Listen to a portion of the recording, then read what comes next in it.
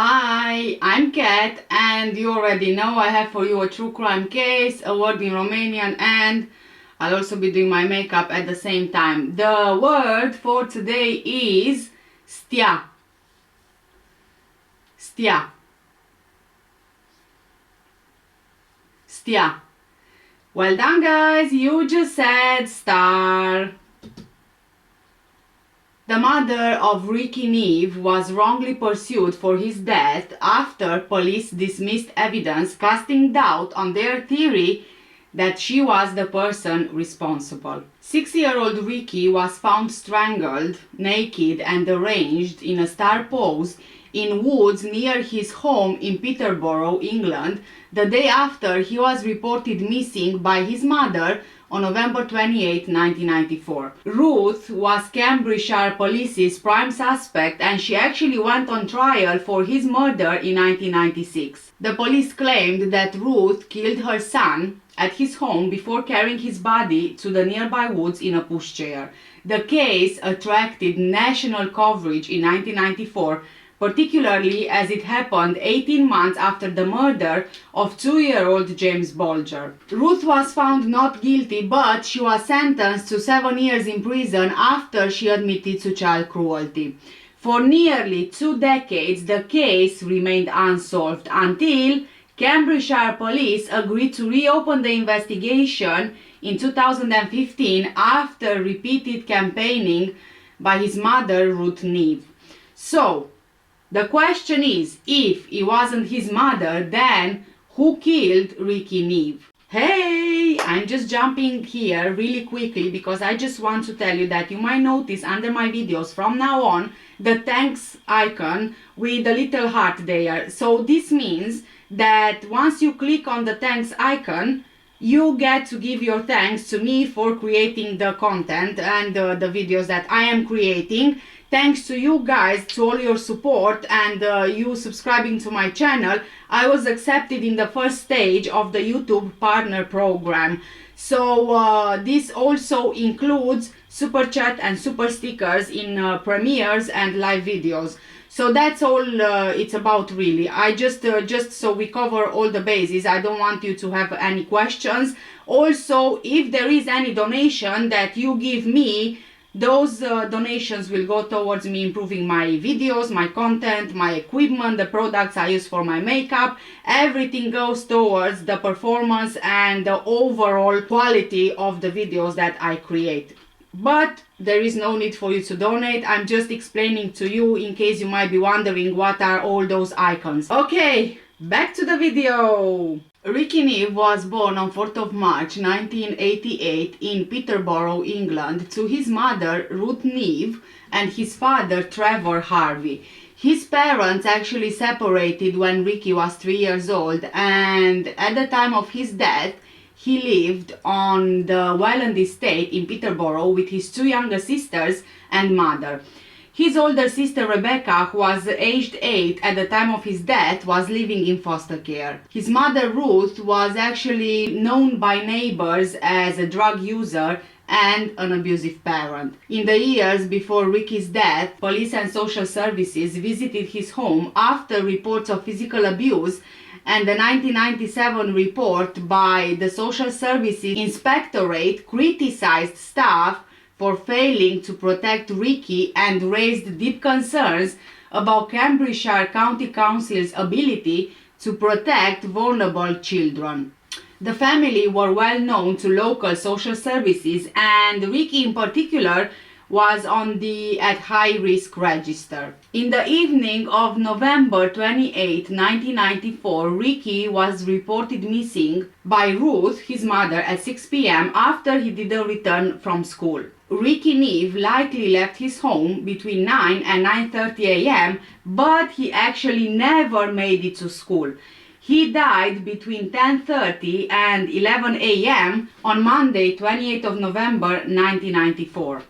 The next day, on 29th of November, his naked body was found in a wooded area off I Road near the Peston Parkway, an area which is adjacent to the A15. He was posed naked, star-shaped, with his arms outstretched and his legs wide apart.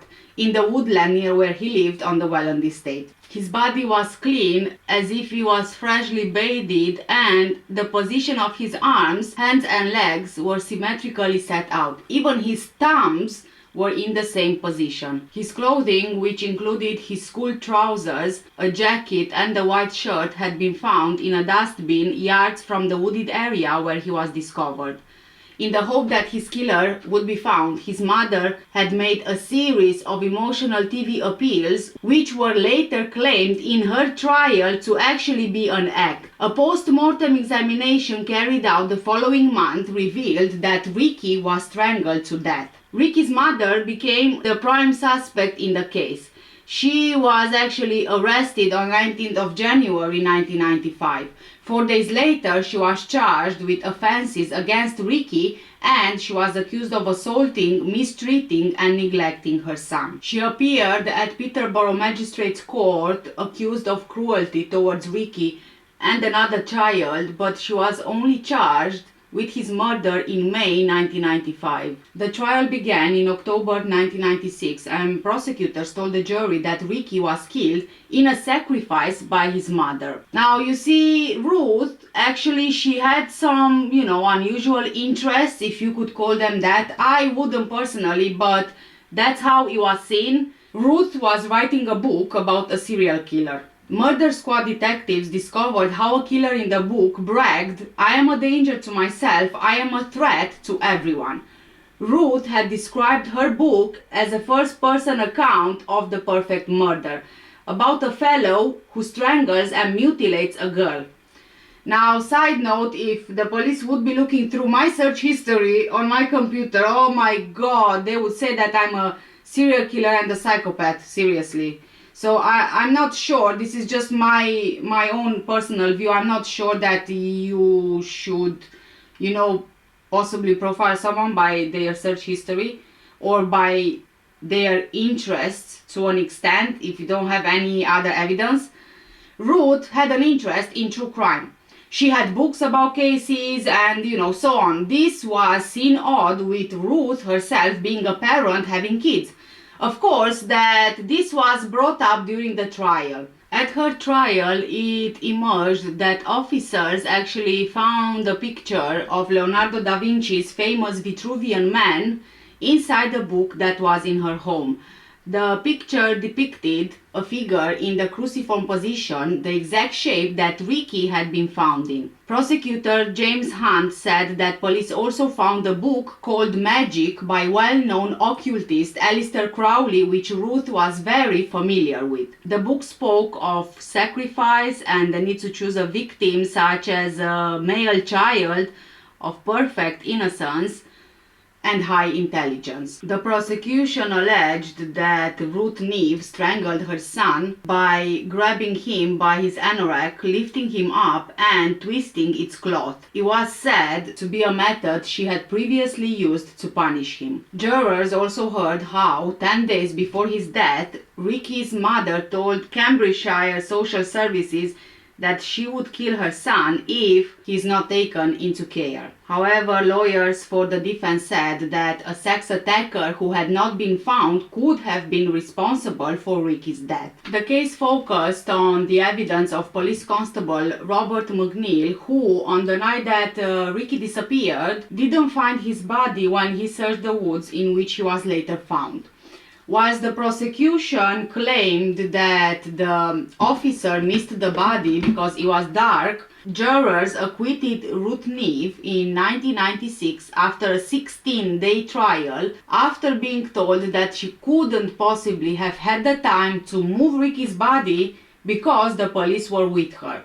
However, Ruth was jailed for 7 years for cruelty to Rikki, her daughter Rebecca, and one other child. She admitted to those charges. She was initially charged with Rikki's murder plus 5 counts of child cruelty between 1986 and 1994 and a further drugs charge. She denied all of them at first, but then admitted to all of them apart from Rikki's murder. Suspicion originally fell on Rikki's mother because of the documented instances of abuse that she inflicted on Rikki. Rikki was on the social services child protection register, having been deemed at risk. Ruth was described as a wholly unfit mother who used Rikki as a drug runner and a punchbag. On one occasion, Rikki was allegedly left screaming after being locked out of the house in his pajamas. Another time, it was claimed that Ruth held her son upside down on a bridge as he screamed. She had also grabbed the child around his throat, pushed him against a wall, and lifted him up to the point his feet were about a foot above the ground. The instances of abuse recounted in her trial included one occasion where she squirted washing up liquid into Rikki's mouth. She had also kept him away from school when he was full of bruises. If Rikki annoyed his mother, she would hit him so hard that she would knock him to the floor. Rikki's sisters were often locked naked in their bedrooms by Ruth, who was said to have spent up to half of the money she received in benefits on drugs. A month before he died, Rikki answered the door to a foster carer who saw that he had the word idiot scrawled across his forehead. Two unnamed social workers involved in Rikki's case were actually suspended after it emerged that care workers had clear evidence before Rikki's death that Ruth had abused him and his siblings. Now, fast forward, Rikki Neave was released from prison in January 2000. After she was released, she moved from Peterborough and campaigned to have the inquiry into Rikki's murder reopened. But I don't actually think that the police reopened Rikki's case just because of Ruth's campaigning. I think it was more to do with the fact that BBC actually conducted an investigation of their own and they made their findings public. So I guess, well, this is just the way that I see things, so I guess that the police saw this investigation of the BBC as being public, and obviously they kind of felt pressure and they were like, oh, you know what, I have to do it now because it's all over the place, right? And actually a new BBC podcast, The Boy in the Woods, and I have seen it, I've seen the video of this, and I really advise you to watch it as well. This podcast claimed that police ignored expert forensic evidence which challenged the case against Rikki Neave, Rikki's mother, whilst the jury at her trial were not informed of the findings. The BBC investigation into the case uncovered evidence that the original police investigation ignored key scientific evidence just to make the case against Ruth, Rikki's mother. Scientist Professor Tony Brown, who was tasked by police with examining Rikki's clothing early in the original investigation, said that mud on his shoes proved that Rikki walked into the woods, but he never walked out again. He told the BBC that he also offered to test Rikki's pushchair for mud from the woods, but the pushchair was never sent to him. Professor Tony Brown is actually a forensic scientist from Southampton University who helps solve crimes by looking at pollen in mud. At the time of the original investigation, the law allowed police not to disclose evidence to a jury that undermined the prosecution case. Oh, I just had a tooth extraction yesterday. I didn't think it would be so painful when I touch it. Oh, okay, I have to work around it somehow. Oh, sorry guys, I got distracted. The case had gone cold, Rikki's case, and Rikki's murder went unsolved for 28 years. But in 2013, Ruth began campaigning for more information and evidence around her son's death and for the case to be reopened. However, it was only in 2015 when the Cold Case Review found new evidence linking someone else to the crime, who was the first suspect since Ruth 20 years earlier. The crucial evidence was a piece of sellotape used to collect fibers from Rikki's clothing from which forensics could get DNA. Former Assistant Chief Constable Paul Fullwood, who led the 2015 reinvestigation, he said in response to the BBC's findings that he and his team couldn't explain why the evidence was not used originally, but it would not happen now. Those forgotten pieces of sellotape contained clothing fibers which carried James Watson's DNA. He was the other suspect. So he was arrested in April 2016 in connection with Rikki's murder. By then, he was already a serial offender. His offences included setting alight of a British transport police station in Peterborough. After he was bailed, he actually fled to Portugal, where he posted photos of himself on the beach. I mean, that's just so stupid. He was bragging about having left the UK in a mobile home despite having no passport. He then ended up homeless, and he begged to be flown home in emails to his probation officer. He was eventually arrested in Lisbon and flown back to the UK. James Watson was 13 years old when he killed Rikki. Even though almost all of the evidence which was collected in the original investigation was destroyed or returned to Rikki's family, police found envelopes containing the pieces of the sticky tape, the sellotape. They had fibers collected from Rikki's clothing which were found to be 1 billion to 1 match to James's DNA. But James was only charged for Rikki's murder in 2020. At the time Rikki died, James lived at Welland Estate, the Woodgate Children's Home, but he was only spoken to briefly during the initial investigation. He was actually treated as a witness at the time. However, he was bailed on multiple occasions as the police gathered evidence. During the first police investigation, James told police that he briefly spoke with Rikki the morning he went missing, but then they walked off in separate directions. An eyewitness, however, who knew James Watson later testified that she saw them walking off together toward the woods. Breakfast cereal Weetabix held the key to bringing James to justice after 27 years, according to the prosecutors. Rikki had breakfast at around 9:30 a.m. on the day of his murder. Hannah van Dedelzen, Deputy Chief Crown Prosecutor for the East of England, said that the post-mortem evidence showed that Rikki died within 2 hours of his last meal. His last meal was Weetabix for breakfast that morning, and he had that around 9:30 in the morning. After re-evaluating that evidence, they knew that Rikki actually died in the morning rather than later in the day or the evening as they originally believed.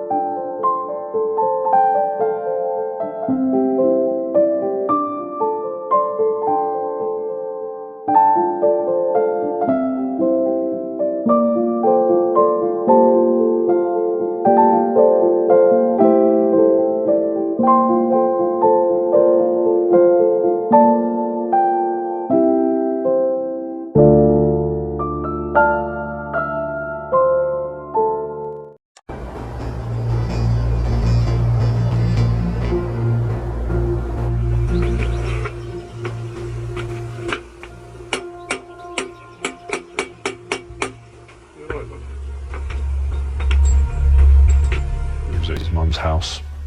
It was early morning. Saw the wife up there? He was, in my opinion, pretending to be asleep. We were banging that door for a long time.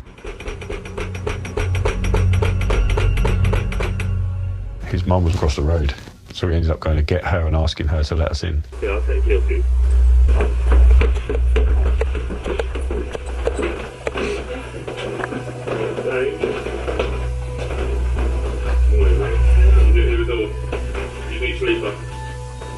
At this time, I'm arresting you on suspicion of the murder of Rikki Neave in November 1994.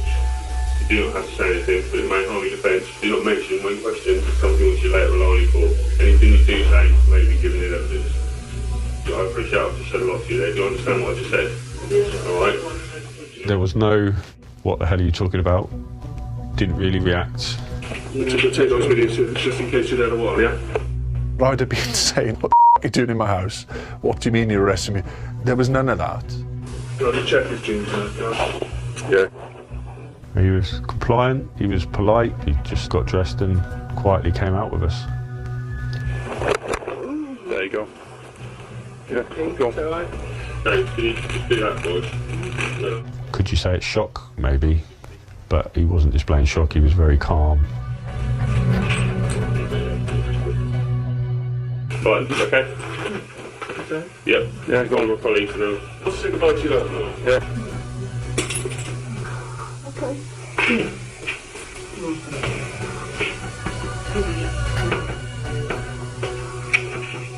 Yeah. There you go. Watch your head. James Watson's trial ran from 18th of January to 21st of April 2022 at the Old Bailey in London. Former Assistant Chief Constable Paul Fullwood, who led the reinvestigation of Rikki's murder, said that this trial happened as a result of the 2014-2015 review and the 2015 reinvestigation.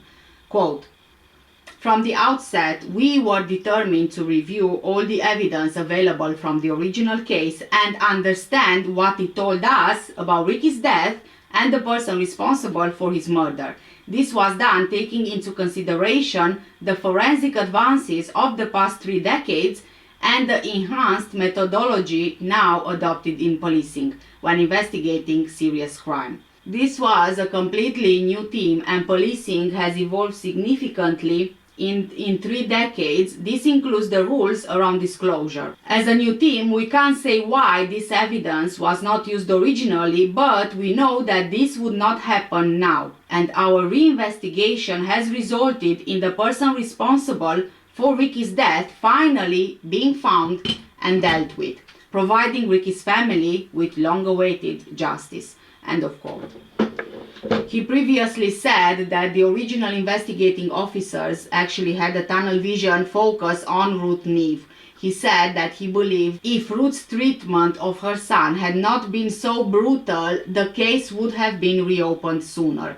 He said there was always a feeling among the officers involved in the original case that Ruth may have done it. During James Watson's trial, it was revealed that he lured Rikki into the woods to fulfill a morbid fantasy. He stripped Rikki and posed his body in a star shape, displaying him on purpose. His body was left close to a children's woodland den. James had throttled Rikki from behind with a ligature or collar. He most likely used Rikki's zipped-up coat as a ligature, and he used so much force that marks from the zip's metal teeth were imprinted on Rikki's skin. In the face of the DNA evidence linking him to Rikki's murder, James claimed that he picked Rikki up during a brief encounter in the street on the day of his disappearance. He said he lifted Rikki up so that he could look through a hole in a fence to watch diggers at work. But he also claimed that he didn't know what the true events are, and said that it was possible that he didn't touch Rikki. Yeah, like if I was by myself and shut my eyes, or did you know when I put my head on my pillow at night time, I can't picture it, I can't record it, I can't. you know. But at the same time, what the statements say, I do agree with, because if I put myself back there, then yeah, it rings true. That seems right. You know, that's what I remember. Bumping into Rikki, having a chat with him, picking up the fence, you know, walking around, and then we left.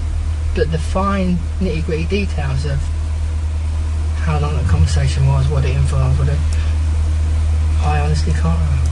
I don't know. Why do you remember that bit then? The picking him up, like you say, the getting round in the fence and picking him up. Why do you remember that, but not other little bits? What was so significant about that? Because that was just literally 2 or 3 minutes that I was with him here on this corner. Yep.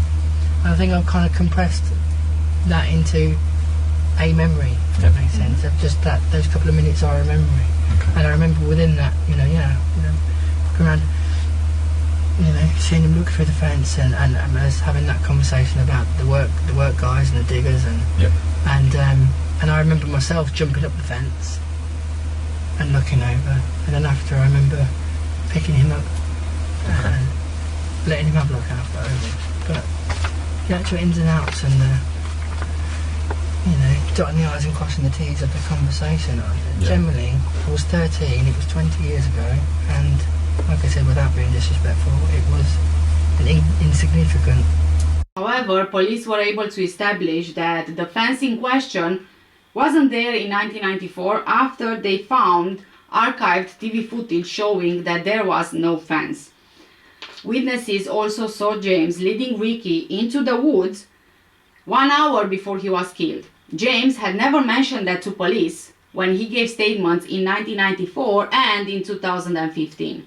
He only did it after finding out that police had new information and guessed it might be DNA. Images from 1994 revealed there was no fence at the location, although one was actually built years later. James had also been reported months earlier for sexually assaulting a 5-year-old classmate of Rikki's. James's sexual interest in young boys was known to police, who had interviewed him over the allegation. On Friday, 25th of November, 3 days before the killing, James told his mother that he heard a radio news report about a 2-year-old boy in the area being abducted, strangled, and left naked in the place where Rikki's body was to be found. However, no such incident was ever recorded by the authorities. On the day that Rikki went missing, just like Rikki, James didn't attend school that day either. Jurors also heard during his trial that he had a grotesque interest in child murder. His half-brother, Andrew Bailey, remembered how James regularly visited Rikki's home. His testimony contradicted James's initial claim that he never met Rikki. But after he was arrested and confronted with DNA evidence, he changed his story, saying that he was holding Rikki so that he could see the diggers, just to justify the DNA found on Rikki. Rikki Neave, Rikki's mother, gave evidence for the prosecution in James's trial. James Watson, of course, denied the murder, but he was found guilty by a jury. The jury deliberated for 36 hours. James was convicted of the murder on 24th of June 2022 and he was sentenced to life in prison with a minimum of 15 years by Mrs. Justice McGowan. The judge said that his sentence was determined largely by the age that he was at the time of Rikki's death. James Watson is now 41 years old. He would now be in his early 30s and possibly with a family of his own. Just weeks before Christmas in 1994, 6-year-old Rikki Neave left home to walk to school. In a wooded area just 5 minutes away, his body was found the next day. His clothes had been dumped in a nearby bin. 27 years on, no one has ever been convicted.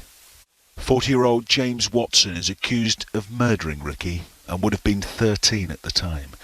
In a cold case review in 2016, the prosecution says his DNA was found on fibres from Rikki's clothing.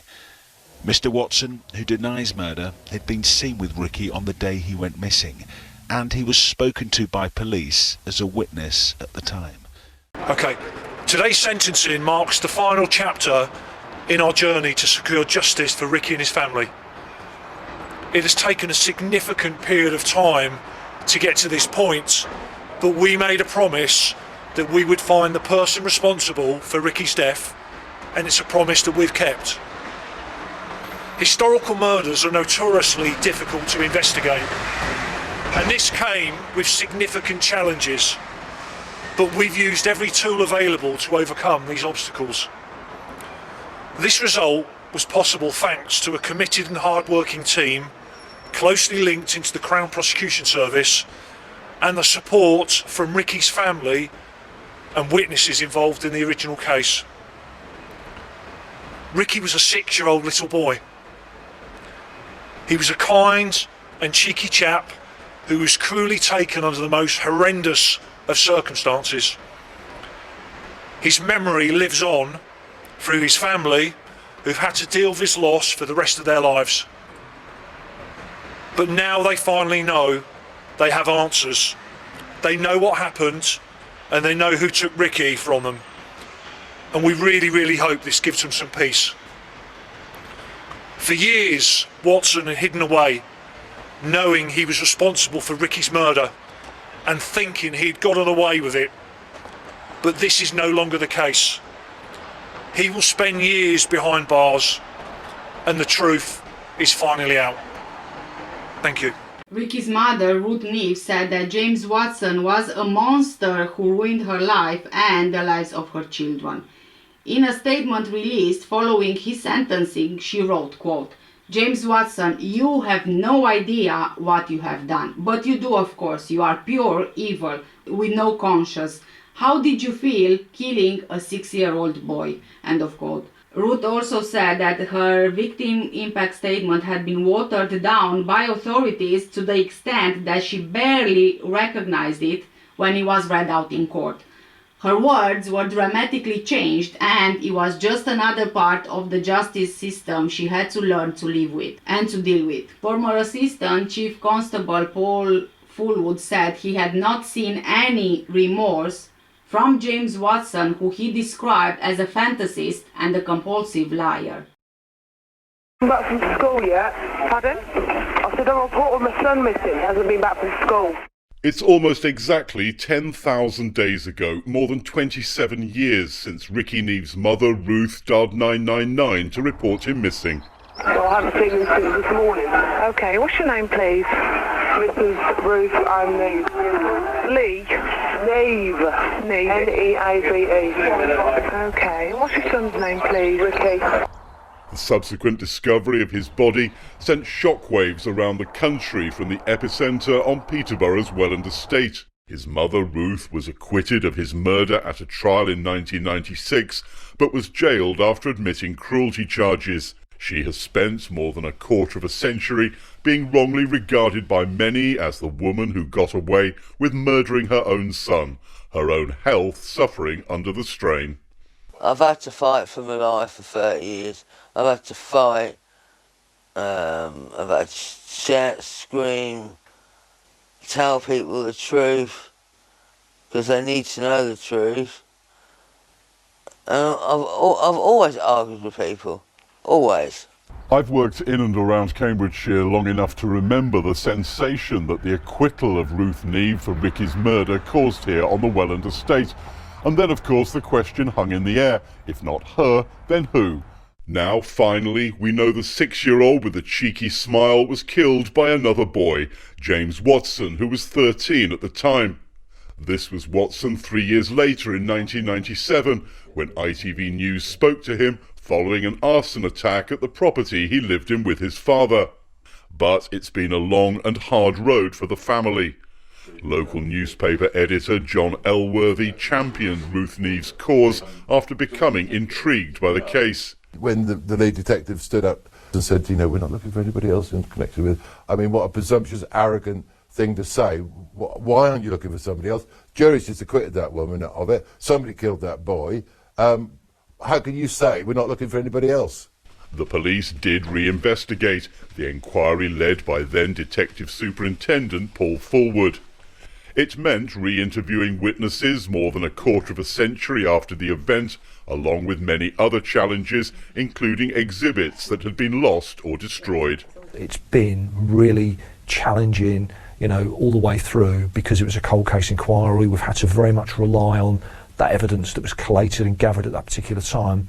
But we've also had the benefit of hindsight. We've been able to take a step backwards and have a fresh perspective of things and look at the evidence in its entirety and not be focused on an individual or one particular thing. Thankfully, the coat Rikki was wearing when he died had not been lost. Breakthroughs in forensic science meant minute traces of DNA found on it provided key evidence against Watson, despite his claims he had simply picked the little boy up to help him look over a fence while they were playing, something he told detectives while being interviewed. Picked him up, chucked him over the, over the fence. Yeah. Not chucked him over the fence, but held him up over the fence. Watched the guys doing the work, and then we left and walked off.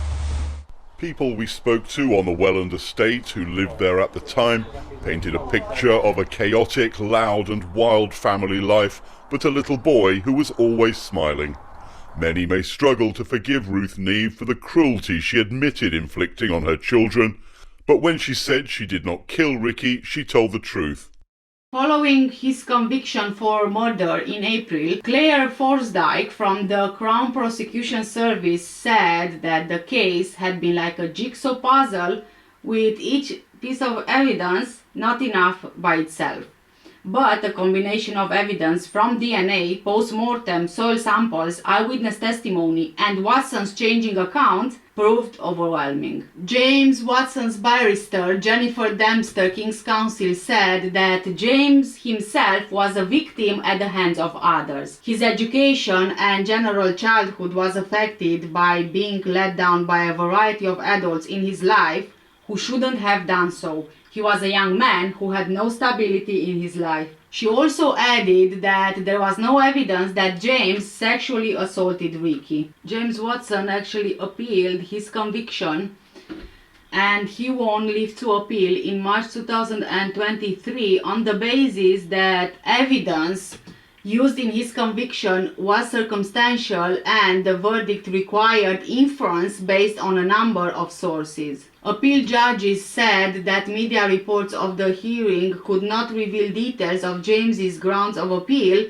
but they said that the grounds were arguable. The appeal began on June 13, just a few days ago, heard by Lord Justice Holroyd and two other judges. Jennifer Dempster, King's Counsel, for James Watson, told the court that there had been a total disregard towards preserving exhibits in the case. She said that because of destruction of evidence, a fair trial for James is no longer possible, closing down any opportunity for the defense to explore the potential of other suspects. However, prosecutor John Price, King's Counsel, said that there was no evidence that James Watson's case had been affected.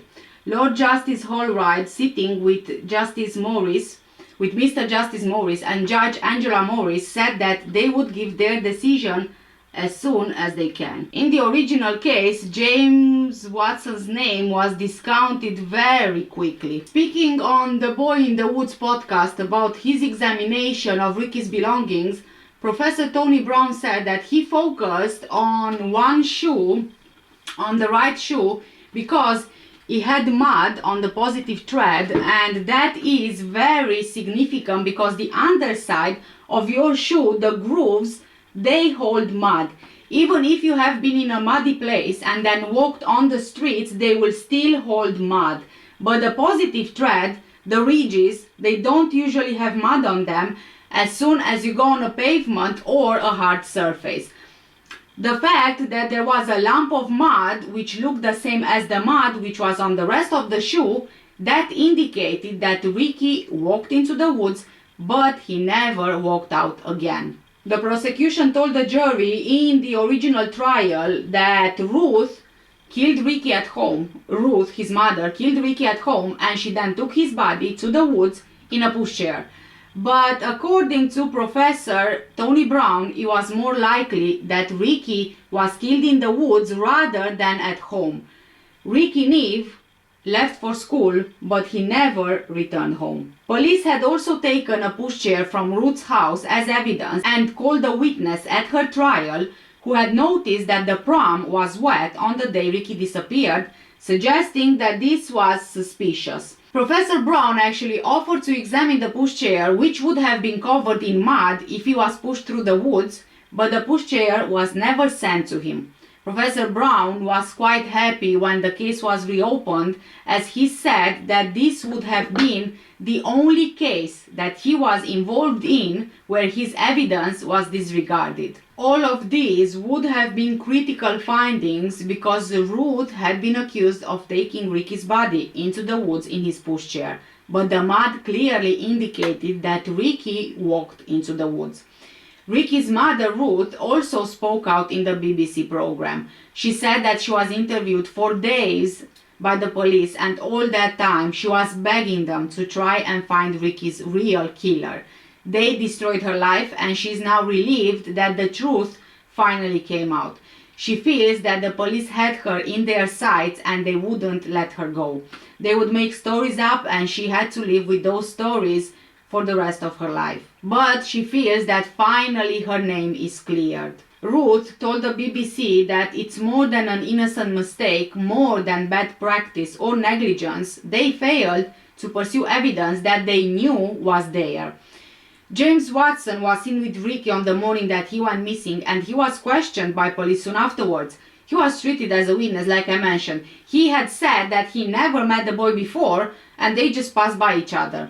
But during the original investigation, no clothing was taken from him or any other person of interest for potential fiber matching, contrary to standard practice at the time. Forensic scientist Peter Lamb had isolated fibers on Rikki's clothing that could have come from his killer, and he was really expecting to be sent the clothing belonging to potential suspects. It would have been the obvious thing to do. He said that most of the cases similar to this, he would get a lot of suspects' clothing. But in Rikki's case, there was not even a single piece of clothing sent to him. They had identified fibers that they couldn't find the source for, but they never even had any items to compare them against. After James Watson's conviction, Rebecca Maria Harvey, Rikki's elder sister, said that losing him was like losing the other half of her. Addressing the court, she said, quote, "I still wake up every day thinking it was a nightmare. I never had a brother to grow up with.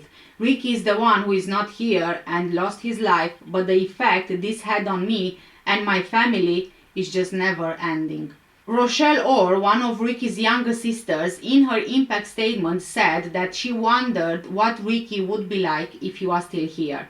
But sadly, she will never know because he was taken from her. In her statement, Ruth Neave said, quote, "Thanks to you, James Watson, I had my children snatched out of my arms in the middle of the night because the police were so adamant that I had killed Rikki and would then kill my daughters. We all lost each other and broke away, and our lives fell apart. I lost my children and my liberty, and then I had to start all over again, still being labeled and called a murderer, including by Rikki's siblings. That's what brainwashing can do. My family was destroyed completely. I have not seen my daughters for over 26 years." End of quote. And sadly, this is just another example of how biased police can be. Ignoring evidence, destroying evidence, just to get a conviction, even if they are not convicting the right person responsible. Oh yes, I can say, and I think everybody will agree with me, probably even Ruth would agree with me, that she wasn't the mother of the year. Definitely she wasn't the mother of the year. Yes, she abused her children horribly, but investigators were so blinded by her being abusive that they failed to look into someone else as well as a potential suspect. They only focused on her, and it sucks. I can tell you from my own experience, it sucks, and really sucks big time, knowing that all this time you are telling the truth and no one believes you. And in this case, the real killer went free for over 20 years. I wonder what else did he do in those years. It's astonishing, really. It's astonishing, and it's very disappointing. And might I add, probably embarrassing as well, for the police force. Yeah. Anyway, thank you guys so much for staying with me today. Please do let me know what you think in the comment section down below. For now, stay safe, take care, and I'll see you in the next one. Bye.